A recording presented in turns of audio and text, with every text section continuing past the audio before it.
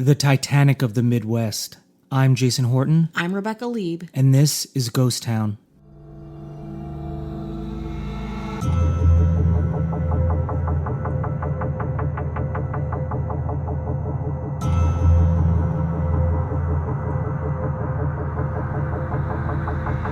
I used to live very close to the Chicago River when I lived in Chicago for grad school.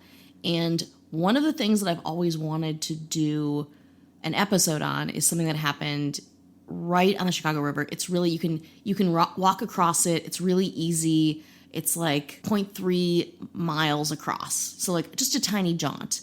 And yet 844 people died in it when a ship rolled over on its side. It is the largest loss of life from a single shipwreck in the Great Lakes. It is the SS Eastland Disaster. They didn't name the boat the SS Eastland Disaster. No. You're adding the disaster on because then you'd be like, well, we saw this coming. No, Okay. I mean to say it is the disaster. The ship is called SS Eastland. Did I not make that clear? Oh, no, I was like, well, you never know. Maybe they're... You're like, let's be clear. The ship was not called Disaster. The ship was just a normal, everyday, it was a tour ship. And in Chicago on July 24th, 1915, it rolled over onto its side while tied to a dock. Like, there's so much where if you looked at a ship that was tied to a dock in the middle of a very narrow river, very shallow river, you wouldn't think there'd be this much loss of life. But people gawked on the side of the river. Like, it's in the middle of the city. It's in the middle of downtown Chicago. And this boat just killed a bunch of people. And it's still, to this day, Chicago does a big St. Patrick's Day festival, which is actually coming up. Woo, the year. Which happens in this river. They dye the river green, which, again, goes to show how small the river is. People just, like, party on the side of it in the middle of a huge metropolitan area. I mean, scientifically, and ships have been sailing and being made for a decent amount of time. I'd by say 1915. thousands of years. How that they probably were like, should we worry about it just rolling over? And everyone's probably like, no, why would we worry about that? No, I mean, surprise, surprise, a lot of neglect and a lot of human error went into this gigantic disaster, and we gonna talk about it. It was commissioned in 1902 by the Michigan Steamship Company and built by the Jenks Shipbuilding Company of Port Huron, Michigan. It was named in May 1903, right before they took it out. After the SS Eastland construction, it was discovered to have some design flaws, making it susceptible to listing, which is an unnatural and kind of dangerous tilting, so it like wobbles and tilts. The ship was top heavy, which became evident when passengers congregated all on the upper decks. Again, a dangerous way to find out that your ship has a flaw. During July of 1903, a case of overcrowding caused the Eastland to list, with water flowing up the gangplank. This was one of several low-pressure incidents, no casualties, etc. But later in that same month, the stern of the ship was damaged when she was backed into the tugboat George W. Gardner.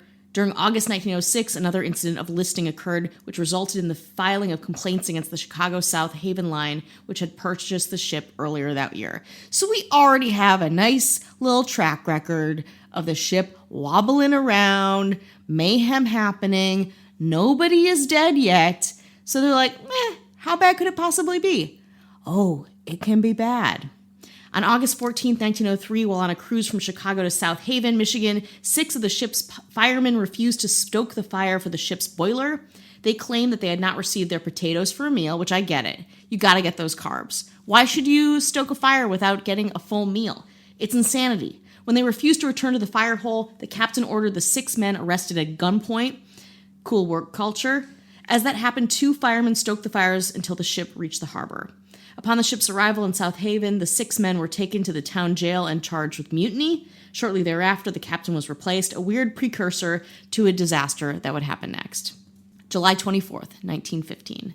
Eastland and 4 other Great Lakes passenger steamers, Theodore Roosevelt, Petoskey, Racine, and Rochester, were chartered to take employees from the Western Electric Company's Hawthorne Works in Cicero, Illinois, to a picnic in Michigan City, Indiana. This was a major event in the lives of the workers, many of whom would not take any holidays. Many of the passengers on Eastland were Czech immigrants from Cicero. Of the Czech passengers, 220 of them would soon die. Also, during 1915, the new Federal Seamen's Act had been passed because of the RMS Titanic disaster 3 years earlier. It was basically a sailors' rights act, giving them breaks, safety, days off, God forbid, basic human rights shit. The law required retrofitting of a complete set of lifeboats on the Eastland, as on many other passenger vessels. This additional weight was problematic, again, may have made it even more dangerous with the listing by putting on additional lifeboats. So it's like, great, a hat on a hat. It was then that the Eastland was already so top-heavy that it had special restrictions concerning the number of passengers that could be carried. Prior to that, during June 1914, Eastland had again changed ownership. On the morning of July 24th, passengers began boarding the Eastland on the south bank of the Chicago River between Clark and LaSalle Streets. Again, this is downtown Chicago. There are buses going by. There are high-rises at that point. Huge, huge city, huge metropolitan area. And this is about 6:30 a.m. By 7:10 a.m., the ship had reached its capacity of 2,572 passengers. The ship was packed, with many passengers standing on the open upper decks, and began to list slightly to the port side, away from the wharf. The crew attempted to stabilize the ship by admitting water into its tanks, ballast tanks. I don't really know what the ballast is. I think it's on the starboard side. Or maybe is it in the Captain gangway? Horton. Is it in the gangway? Aye, aye. Or is it port? Is it on the port side? I don't. Anyway, I'm a Jew. Those are all my nautical terms. That's great. For knots. Yeah. Knots and fish. Anyway, nothing helped. In the next 15 minutes, a number of passengers rushed to the port side, and at 7:28 a.m., Eastland lurched sharply to port and then rolled completely onto its side, coming to rest on the river bottom, which was only 20 feet below the surface. Barely half of the ship was in the water. Many other passengers had already moved below the decks on this relatively cool and damp morning to warm before the departure. Consequently, hundreds of people were trapped inside by the water and then the sudden rollover. Some were crushed by the heavy furniture, including pianos, bookcases, and tables. Although the ship was only 20 feet from the wharf, and in spite of a quick response by the crew of a nearby vessel, again, nearby in this river that's 20 feet deep, and this was by the ship Kenosha, which came alongside the hull to allow these stranded on the capsized vessel to leap to safety. Leap to safety. We're not talking a place in the middle of the ocean. A total of 844 passengers and 4 crew members, again, died in this disaster. The bodies of the victims were taken to various temporary morgues established in the area for identification. By afternoon, the remaining unidentified bodies were consolidated in the armory of the 2nd Regiment on the side, which was later transformed into Harpo Studios, you may know, which was Oprah's studio and notoriously haunted. Maybe we'll do an episode on that at some point. Since it's been demolished to make room for the McDonald's Corporation headquarters. So, interesting and storied site. In the aftermath, the Western Electric Company provided $100,000 to relief and recovery efforts of family members of the victims of the disaster, which is actually like a pretty good chunk of money at that time. One of the people who was scheduled to be on the Eastland was 20-year-old George Hallis, an American football player who was delayed by leaving for the dock and arrived after the ship had overturned. His name was listed on the list of deceased in the newspapers, but when fraternity brothers visited his home to send their condolences, he opened the door unharmed. He would go on to become the coach and owner of the Chicago Bears and a founding member of the National Football League. His friend and future Bears executive, Ralph Brizolara, and his brother were on the Eastland when it capsized, though they escaped through portholes. Despite stories to the contrary, no reliable evidence indicates Jack Benny was aboard the Eastland or scheduled to be on the excursion. Possibly the basis for the report was that Eastland was a training vessel during World War I, and Benny received his training in the Great Lakes Naval Base, where the Eastland was stationed. Again, all of this happened in like 15 minutes, very quickly. Let's take a little break before we get back in the water. I want to talk about our sponsor, Best Fiends. Best Fiends is a puzzle game that you can play right on your phone, and it's really cool because you go through all these levels. I'm on level 80, solving challenging puzzles that actually engage your brain, but it's casual and it's fun, it's unique and exciting. It's a puzzle experience unlike any other puzzle games out there. Best Fiends updates the game monthly with new levels and events, so it never gets old, and it doesn't require the internet to play it. I am on level 130, which I thought was good. That is good. My wife is on 500. Engage your brain with fun puzzles and collect tons of cute characters. Trust me, with over 100 million downloads, this 5-star rated mobile puzzle game is a must-play. Download Best Fiends free on the Apple App Store or Google Play. That's Friends without the R, Best Fiends.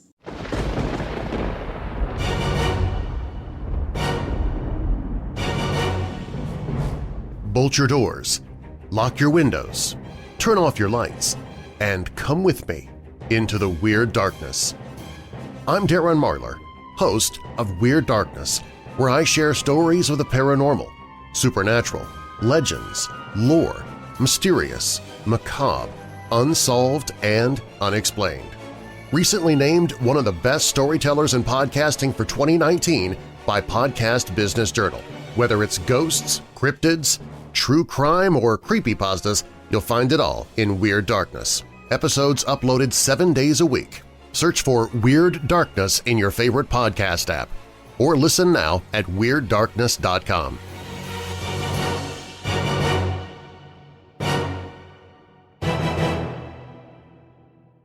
We're back. We're on back. land. We did it. Dry land. We're here. We got a bunch of nice comments on Apple Podcasts. I want to read them. Oh, I love a nice comment. Yeah, the rating and reviewing, it's really helpful because, some people might look at it and usually some people say, we don't like this. But it's nice when you say garbage. Shut your mouths. But when you say you like it, it's helpful. Yeah, it gives me fuel. I take a lot. I'm highly suggestible, especially by external forces. So you could make me or break me based on these comments. Well, this one's going to make you.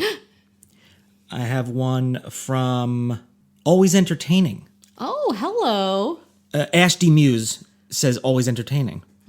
A highly entertaining podcast covering a wide array of spooky / creepy / true crime stories. Yeah, baby. It's a great listen that I've added to my routine while working, sitting in traffic, or walking the dog. Wow. That's I hope that dog that's our bread and butter, baby. can handle the truth. And then Enderbinks says great and funny. Great and funny? One of us is great and one of us is funny. I will be both. Oh, I'll be and. Can I be and? Okay. I came across this show while hearing another podcast. What? Uh-oh. You're cheating on us? What's their name? It's Joe Rogan's podcast. Oh. Oh, listen, I would take it. I instantly got hooked with their sense of humor, as you can just hear when I said Joe Rogan. Jason and Rebecca, you guys are hilarious. Rebecca, don't stop the F-bombs. Fuck. Yeah, I won't. I won't fucking stop. I'll never fucking stop. Fuck. One more fuck. Fuck. Okay. I'll tell you where there's some other F-bombs. Friendship bombs. Jesus. At patreon.com/ghosttownpod. There's some bonus episodes. We're working on some today. I have some cooking. Ooh, we got some cooking. I actually, and this is something I'm springing on you now, and we'll have in the future. I have a part 2 to our Altadena haunted forest. Because I went back to Altadena. You were so freaked out by Altadena. How did you go back? When I tell you what happened when I went back, I think I may have cursed myself. Because I literally... You can't... We got a lot to do. You can't be cursed. How did I end up in a graveyard? Hold on. Let me ask you another question. How did I end up at a funeral with an open casket? What? Those are the only clues I'm giving you. But that's where I ended up when I was in Altadena. Oh my God. And I was like, this has got to be a cruel joke. Or I'm cursed. So I think we're going to put that on the Patreon to kind of complement the first. Return to Altadena. Yes. And then return back. I mean, again, and we'll be back. Oh, man, this subset of LA has really done a number on you. Yeah. So I don't like it. Will be on patreon.com/ghosttownpod. Ooh, check it out. And now. Should we get back to Chicago? 1915? Okay, let's do it. So this boat has overturned. Many have died. The first known film footage taken of the recovery efforts was discovered and then released during early 2015 by a graduate student at the University of Illinois at Chicago. I tried to find it, but there's some pictures that kind of do a similar illustrative thing. But to find that footage would be incredible. That's a tease. Didn't find the footage. Sorry. Take a picture. Look at a picture.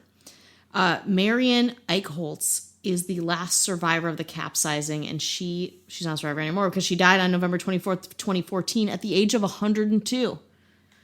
A grand jury, indicted the president and 3 other officers of the steamship company for manslaughter and the ship's captain and engineer for criminal carelessness, and found that the disaster was caused by conditions of instability caused by any or all of the overloading of passengers, mishandling of water ballast, or the construction of the ship. Again, after this happened, I knew about it earlier, but I was like, what? Who was punished for this? Federal extradition hearings were held to compel the 6 indicted men to come from Michigan to Illinois for the trial. During the hearings, principal witness Sidney Jenks, president of the shipbuilding company that built the Eastland, testified that their first owners wanted a fast ship to transport fruit, and he designed one capable of making 20 miles per hour and carrying 500 passengers. Defense counsel Clarence Darrow asked whether he had ever worried about the conversion of the ship into a passenger steamer with a capacity of 2,500 or more passengers. Jenks replied, "I had no way of knowing the quantity of its business after it left our yards. No, I did not worry about the Eastland."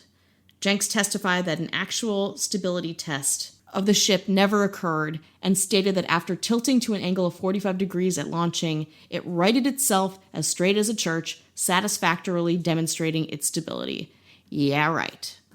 The court refused extradition, holding the evidence was too weak, with barely a scintilla of proof to establish probable cause to fix the 6 guilty. The court reasoned that the 4 company officers were not aboard the ship and that every act charged against the captain and engineer was done in the ordinary course of business, more consistent with innocence than with guilt. The court also reasoned that the Eastland was operated for years and carried thousands safely, and that for this reason, no one could say that the accused parties were unjustified in believing the ship seaworthy. Ooh, that's a lot of lives to have no one to blame. Jack Woodford witnessed the disaster and gave a first-hand account to the Herald and Examiner, a Chicago newspaper. In his autobiography, Woodford writes, "And then the movement caught my eye. I looked across the river. As I watched in disoriented stupefaction, a steamer large as an ocean liner slowly turned over on its side as though it were a whale going to take a nap. I didn't believe a huge steamer had done this before my eyes, lashed to a dock in perfectly calm water, in excellent weather, with no explosion, no fire, nothing. I thought I had gone crazy." Newspapers played a significant part in not only publicizing the Eastland disaster, but also creating the public memory of the catastrophe. The newspaper's purpose, audience, and political and business associations influenced the newspapers to publish articles emphasizing who was to blame and why the Eastland capsized. Consequently, the articles influenced how the court cases proceeded and contributed to a dispute between the Western Electric Company and some of its workers regarding how the company responded to the catastrophe. So really, it sounds like the newspapers were very much a part of having no one to blame, especially big business, big shipbuilding. And again, too, Chicago is a place where there's a lot of merchants, a lot of ships going through. Jeopardizing the business was not an option. It was a bigger priority to let them go and let these lives go kind of completely out of the public consciousness. Carl Sandburg, then known better as a journalist than a poet, wrote an angry account of accusing regulators of ignoring safety issues and claimed that many of the workers were there on company orders for a staged picnic. And again, that's also really dark. The idea of these people, many of them immigrants, going to a picnic, there for leisure, and again, like a mandatory picnic, and being killed on the way to it is so fucked up. Sandburg also wrote a poem called The Eastland that contrasts the disaster with the mistreatment and poor health of the lower classes of the time. Very appropriate. After first listening to the quick, murderous horrors of the disaster, then surveying the slow, murderous horrors of extreme poverty, Sandburg concludes by comparing the two. "I see a dozen Eastlands every morning on my way to work, and a dozen more going home at night." Ooh, the poem was too harsh for publication when written, but was eventually released as a part of a collection of poems in 1993. After Eastland was raised on August 14, 1915, she was sold to the Illinois Naval Reserve and recommissioned as the USS Wilmette, stationed at Great Lakes Naval Base. She was converted to a gunboat renamed Wilmette on February 20th, 1918, and commissioned on September 20th, 1918, to train sailors for World War II. During August 1943, Wilmette was given the honor of transporting President Franklin D. Roosevelt, Admiral William D. Leahy, James F. Barnes, and Harry Hopkins on a 10-day cruise to McGregor and Whitefish Bay, Wisconsin, to plan war strategies. On April 9, 1945, she was returned to full commission for a brief interval. Wilmette was decommissioned on November 28, 1945, and her name was deleted from the Navy list on December 19, 1945. During 1946, Wilmette was offered for sale. No takers. Surprised? On October 31st, 1946, she was sold to the Hyman Michaels Company for scrapping, and that happened in 1947. A marker commemorating the accident was dedicated on June 4th, 1989. A little late if you ask me. This marker was reportedly stolen on April 26, 2000, and a replacement was installed on July 24th, 2003. Plans exist for a permanent outdoor exhibit with a proposed name at the river's edge. This exhibit would be located along the portion of the Chicago Riverwalk adjacent to the waters where the Eastland Disaster occurred. The exhibit is planned to consist of 6 displays, each containing 2 unique panels, which will serve to illustrate the tragedy through text and high-resolution images. On Sunday, July 12, 2015, 100 years after the SS Eastland Disaster, a memorial to the departed was dedicated at Bohemian National Cemetery, 5255 North Pulaski Road in Chicago. So I want to thank a lot of places, the Chicago Tribune, Milwaukee Journal-Sentinel, lots of different Chicago historic resources. Imagine using that ship for various reasons after that, or like a version of it, and being like, okay, so boys, we're going to be training for war. P.S. 850 people died here, and a lot of other people got injured on this boat. I hope that helps. Yeah. Does that make you more like you're just like, yeah, like let's do it for them? For destroying lives? Yeah, or it's just like, wow, a lot of people died on this boat, and if you're like a little bit superstitious or whatever, like how does that make you feel? Yeah, I mean, it really feels like the boat was doomed from the beginning. Like it was poorly constructed. It had a lot of people that were just letting it do whatever it needed to be done without any amendments. I imagine people were just like in a building or at like a restaurant or getting a newspaper and like, oh, there's that boat. That's interesting. That's like in the middle of the road. Yeah. And then it literally was. It just rolls over, which doesn't even seem like it. Hearing it doesn't seem like 20 feet of water. So the drowning isn't even the issue. It's just getting crushed. Whereas if maybe you were in the, open waters, maybe you'd have a fighting chance because you'd have room to move, like the space, like there's no space for people to move. So if there's space for people to move, maybe some people, I don't know. No, exactly. It's like you were better off if the ship was in a crazy vast ocean, to be honest. I thought the poop cruise one we did was pretty bad, but I guess this is, if you need more like boat based. Yeah. You want some boat tragedy? Yeah. We have one. It's the poop cruise. It's real gross. A little more recent than this one, but just as horrifying. I think this one might be a little worse. I mean, it depends. Yeah, human death. It's even. Let's say you be the judge. Yeah.